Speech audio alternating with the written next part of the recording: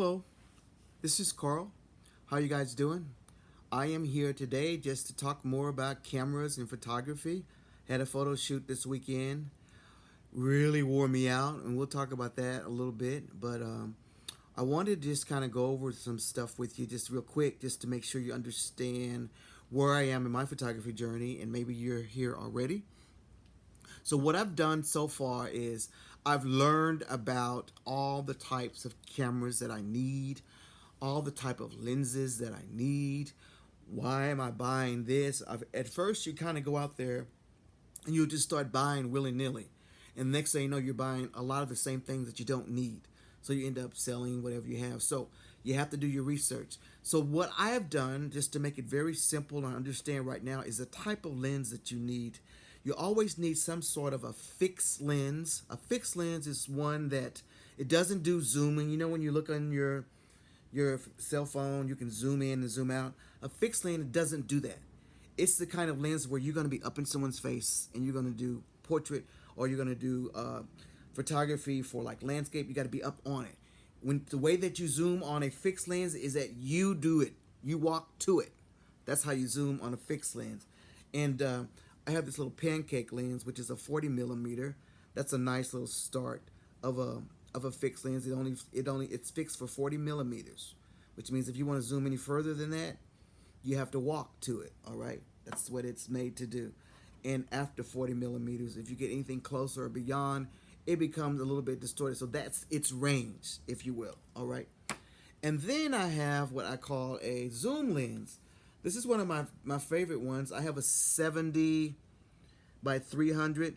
Now, I can usually use this lens and be pretty far away from my subject and still get pretty good quality. A lens like this is pretty expensive. And I'll go back and tell you that a lot of the stuff that I bought, I haven't bought anything brand new, hardly ever. I find a lot of my stuff on eBay.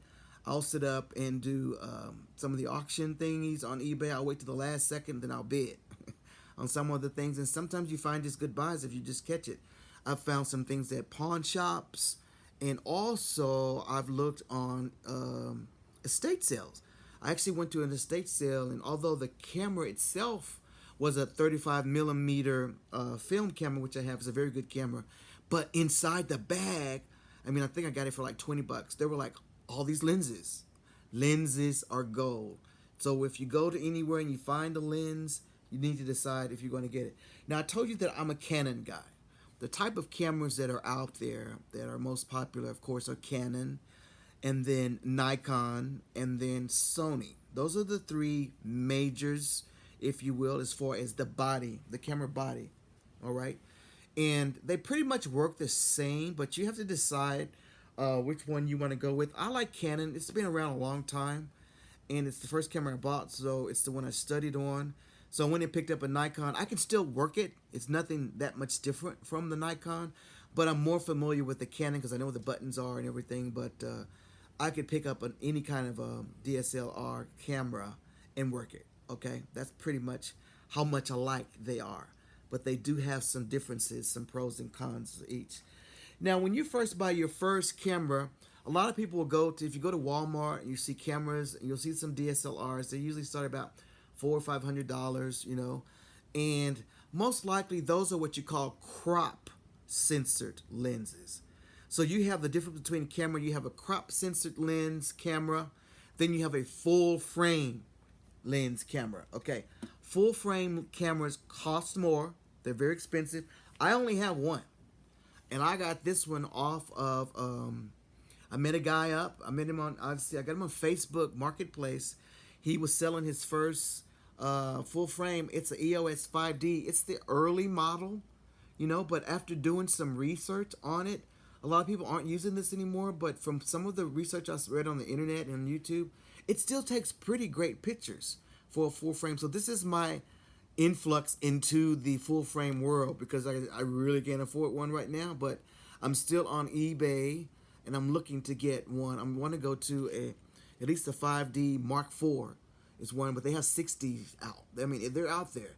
So you have to do your research. I always do if you Google in your browser, you can go 5D versus 60, and then it will give you a side-by-side as to what the both of them do. And if you understand your features, you'll know, oh, I'm only gaining recording by video here, so I don't need to buy it. A lot of times in these versions of the cameras, there may not be that much of a difference. You may get a larger ISO, and I'm talking in stuff I know you may not know about, but we'll talk about that. You may get a larger crop diameter, or longer distance, all kinds of little stuff, or the white balance, whatever. And you have to make sure that do I ever use that anyway? Is it going to make any difference to me? So if not, then you may want to stay with your camera, all right, the one that you have. That's the way that I buy cameras. Now, I was talking about learning. I'm the kind of learner that if I get something gadgety, I will go through the manual and I'll read about the camera or whatever the product is that I have, just to make sure that I know all the features available. That's important. It's important that you know what your equipment will do for you. Some people have things they buy, they don't even know what all the things they can do. So that's the main thing I do for reading manuals. As far as how to do it, I get to be a little bit hard-headed and not really read like I should. So what I like to do is take the time and sit down, and I'll just go through every little piece of the parts to the camera and read about what does that do and mess with it, and what does that do and mess with it. All right, and then you be able to apply some of it.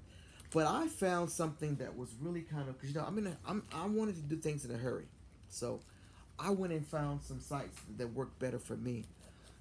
YouTube is a wealth of information. There's a lot of how-to videos out there on how to do everything. Photographers are teaching all over the place. Because I do a lot of photography shopping or photography looking, a lot of the targeted ads, they follow me everywhere. So the teachers have followed me everywhere.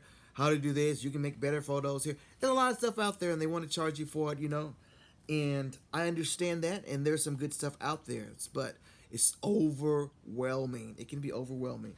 So I found this guy here, and I hope this is turned right around for you on the video. Maybe it's not. It's at cameratips.com. Now, this is kind of a cheating shortcut way of getting to understand the camera. So basically, this guy gives you can find your camera model. He writes manuals based on your camera model, and then he will tell you, like, say, for instance, you want to do couples portraits. All right, he'll give you exactly what to set your camera to. This is the best setting to do that. Set your camera this, and that. And I'm talking about not in auto mode, but in manual mode. So you get a start. It's not always the most perfect one to start, but he gives you a good start. This is what works best for couples portraits.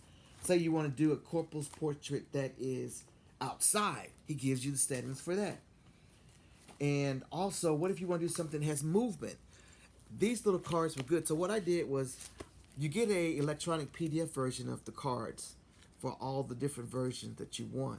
But I like to have a hard copy. So what I did, I printed them all out, and I put them in plastic pages. And I always take them with me on photo shoots, or I might study them up before I go, just to make sure that I have a good eye for that. But you know what? I have not been so reliant on these lately. I'm starting to know how to do it myself, because I started off with these books, okay? And I also have, he has different versions, and I was printing one and some smaller ones. This go in my camera bag. Did the same thing, and it kind of gives me a little Bible, a little cheat sheet version of what to do on that. But the more and more that you work in manual mode, the less and less you're relying on all these studies. But it's never a bad thing to increase your knowledge on how to shoot photos. Now, I told you needed a fixed lens. I told you needed a zoom type lens. And you need to decide if you want to do a full frame or a crop sensor. Get a crop sensor camera if you already have one. And what we want to get you out of is that little green area. That's auto. You don't want to be there all the time. What auto does for you, basically what it does, it just basically gives you no options to change anything. It's basically trying to go out there and for you figure out what you're going to shoot, you know, and it's okay. Now the best for auto mode, let me tell you what's good for auto mode. If you just want to take a picture and that's it, you don't really care about the quality of it, you just need to get the photo, that's the best thing for auto mode. All right, if you're outside and you're just trying to get it, you don't want to miss it, shoot it in auto. You don't have time to be trying to set setting. All right, and when you're outside, you're typically going to get a great picture. But where you're not going to get a great picture in auto mode is if there is movement. That's why you have to understand about shutter speed. Shutter speed is what determines movement. If you don't want to get a blurry picture, you can't shoot in auto because it may get it and it may not because it's trying to think, for you, and it can't do that. You have to be the brains for the photo. So I'm trying to keep my videos under 10 minutes. So I want to go ahead and cut this one today, but I will send you on my below here. I'll put the website of the guy where I got the quick tips, cameratips.com. I'll put that there for you. And the other person that I have is from Foltzy.com. He has a lot of stuff too, Foltzy.com. And I like his because they're kind of a big block. They talk very in easy math, any easy mode. I mean, for a novice person like myself, when you first start, I needed to learn quickly. I really didn't want to go through a lot of photography classes because I can figure a lot of stuff out a lot quicker. And it lets you understand. He's really good at explaining how things work, okay? So I like him. Now, shout out to all the photography teachers out there. Nothing against any photography photo teacher out there. There's a lot of great ones, and I've taken a lot of them myself. And there's so much information for someone new, it's very hard to find. So I'm just trying to give you a little bit of a way to get there a little quicker. So I'm going to do another video about my photo shoot, and then we'll talk about what happened there. But I just wanted to chat with you today to see how what you have. If you have anything that you want to ask me about, shoot me the model of your camera and tell me what you're having challenges with, and then I can get you the answer. I'm not an expert by no means, but I understand where you need to go and what it means when you have the question. I know what the questions mean and how to get the answers is what I'm going to tell you. But you just keep working on your eye, because as long as you have that gift and that you can capture things, that's all that matters. We'll get the mechanics of it done for you, and we will be excellent photographers going forward. My shoot went pretty good. I got some pretty good pictures. I've been up all night editing, and it was very, very, very hard with the editing part, but I just didn't want to put any photo out there without editing. So we'll talk again, and next time we'll be talking about more about your camera and what you're doing and giving you some more tips. But I appreciate your time, and thanks you again. And this is Pics by Kalo. Be sure and follow me, like me, share, whatever, just so that we can get this going for other novices, and then maybe we'll get moving on this. All right? Have a wonderful day. Bye now.